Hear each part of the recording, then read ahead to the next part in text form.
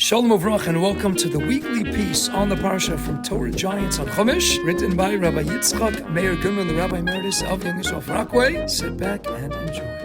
Welcome to Torah Giants on Chumash. I'm Steve Geller. This week, we're going to focus on an aspect of crossing the Yam Suf brought down in a midrash that may sound familiar. We find in the midrash Bereshis Rabbah the statement of Rabbi Yossi bar Taflafta that it is as hard for Hashem to make shidduchim as it was splitting the Yam Suf. We also find in the Gemara Pesachim a statement in the name of Rabbi Elazar ben Azariah that it is as difficult for Hashem to provide sustenance to people as it was splitting the sea. Rabbi Elazar ben Azariah supports this statement by noting that in Tehillim, chapter 136, we find Biyad Chazaka Vizroya Netuya, with a strong hand and an outstretched arm, which is referring to Kriyas Yam Suf, is very close to the pasuk Nosein Lechem L'chol Basar. He gives food to all flesh. In reality, however, these two pasukim are actually separated by 12 pasukim. In the volume Ayala Shalucha by HaRav Naftali, spiritual head of Litavisk, an analysis of the second statement is offered that fits both statements. There's a well-known, astonishing chazal that the Jews did not cross over the Yam Suf, but rather made a huge semicircle, returning to the same side from which they started crossing while the Egyptians drowned.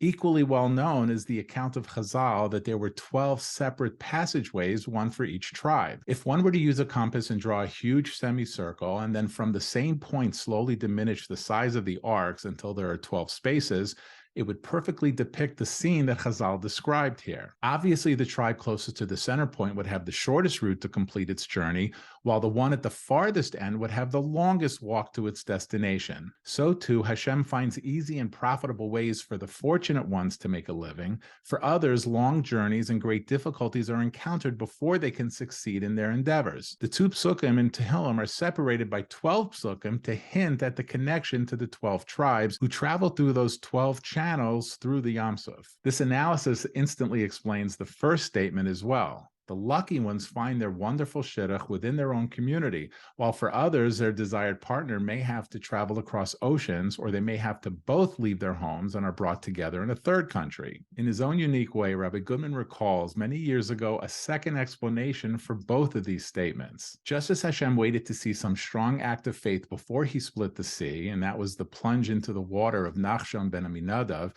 so too he first requires from his people an effort to seek a livelihood or an exerted attempt to find a shidduch before he intervenes with his help. The difficulty he has is in noting how many good people there are who do not understand that they must make the first move and cannot sit back and wait for Hashem to do it all for them. Indeed, in the previous chapter in Shmos, when Hashem assures Moshe, Hashem yilachem lachem, that Hashem will do battle for you, v'atem tacharishun, and you shall remain silent. A clever rendering interprets the two-sided Hebrew roots to mean Hashem will provide your bread, yilachem, lechem, but you must first plow the ground, tacharishun. This truly unique and colorful explanation of the splitting of the sea is, of course, why you should like this video, subscribe to the YouTube channel, use the share button right below to share these videos with your friends and family on WhatsApp, text, or your favorite social media of choice. This will ensure none of you miss another amazing treasure of Rabbi Goodman's life's work, Torah Giants on Chumash.